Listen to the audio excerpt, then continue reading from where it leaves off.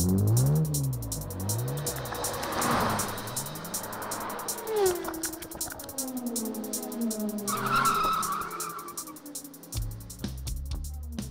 know, we've been talking about all these different alternative fuel vehicles. We've got hybrids, we've got plug-ins, diesels are making a bigger impact today.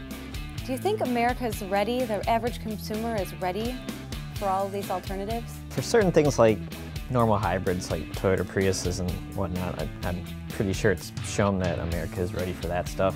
Like full electric cars, like I don't think they're ready for that because you got problems like range anxiety. I mean, you have a certain charge, batteries can only move you X amount of miles and that's it. Yeah, I mean, I think that you said something really interesting, that America isn't ready for it. I don't think that some of those cars are ready for it.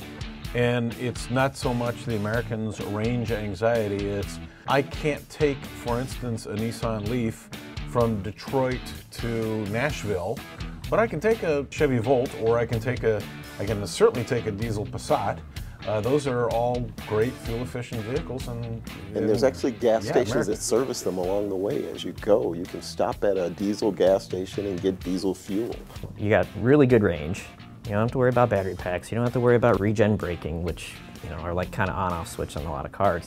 For some reason, like in the U.S., a lot of people still, when you think of diesel cars, they think of clanky, smelly, smoky cars. But you look at the diesels that are available from Volkswagen. We have a Passat TDI long-termer, which has been a wonderful car. We've gotten 40 miles per gallon averaged over 3/4 so far, and then Chevrolet is going to be doing some diesels, and then Mazda's coming with a Mazda 6 diesel this fall. So I really think with more diesels coming along, and I think as people get educated and realize that they're not the diesels of yesterday. That's a really good point, because now I find myself having to pay attention to if it's a diesel or not. You get in it, you turn the key, and you go, "This is a diesel." You don't hear it like a diesel used to sound. It sounds like a regular car. Well, and that's the whole thing. Any vehicle, whether it's electric, whether it's a hybrid, whether it's a diesel, whether it's plutonium powered, so long as it delivers the kind of experience that consumers have come to understand over the life of the last 125 years of internal combustion engines, then they're going to accept it. The short answer is, yeah, sure, I'll take a hybrid. It's like, yeah, I'll have a Coke Zero, no problem. It's good for me, right? But then the big answer is, right now in 2013, are we really ready? I think most are, because most people don't want to plan their days around when I need to charge my car. We've gotten used to it. I got to charge my iPad, I've got to charge my cell phone. There's a lot of things that need to be charged that I make time in the day where when I go to bed at night, I plug my phone up or I plug up my iPad. So I drove the Toyota RAV4 EV, and they said if that battery is totally drained, it'd take on a 110 over 40 hours to fully charge it back up. We saw the Tesla was 2 miles per hour, something like that in charging in a 110. So you definitely need a 220. But we're going to be seeing these technologies regardless of what we say here, and they're going to continue to advance. And in the near term, we're going to have diesels get better and better, and we're going to have hybrids get better and better, and then we're going to have electrics get better and better, and who knows down the road. All right, Dutch, we talked about electric, we talked about diesel. There are other alternative fuels out there, CNG, that type of thing. What works, what doesn't work?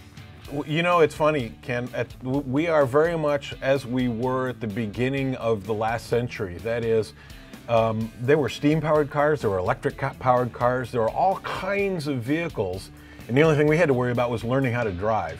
Now we've got to learn about the development of these powertrains and these fuels. I know of a guy out in California who is actually taking renderings of fowl. That's birds, not anything else. So he's taking, chicken guts and things like that and making a biodiesel out of it. Well, we can make biodiesel out of almost anything. You can run cars on peanut butter. You can run trucks on anything that has some sort of energy. Where does it go? Who knows? But I love the idea that folks are out there pressing the envelope and pushing it and saying, this is what we're going to do. We're going to try to figure out how to harness energy from these things. CNG, I mean, you were just saying that compressed natural gas is one of those kinds of power. They work for big cars because you have room, big trucks, commercial fleets, things of that nature, because you have the room for the tanks and the storage. The major problem with CNG right now is infrastructure, finding the pumps. I mean, around here, I think there's one in Detroit and there's a couple in Ann Arbor, but so you gotta basically plan around that unless you get a home filling station. I guess the real question is whether or not America is ready to fully embrace alternative fuel vehicles. More and more it's going to happen as resources get scarce. So I'm just really glad that we're paying attention to what's going on.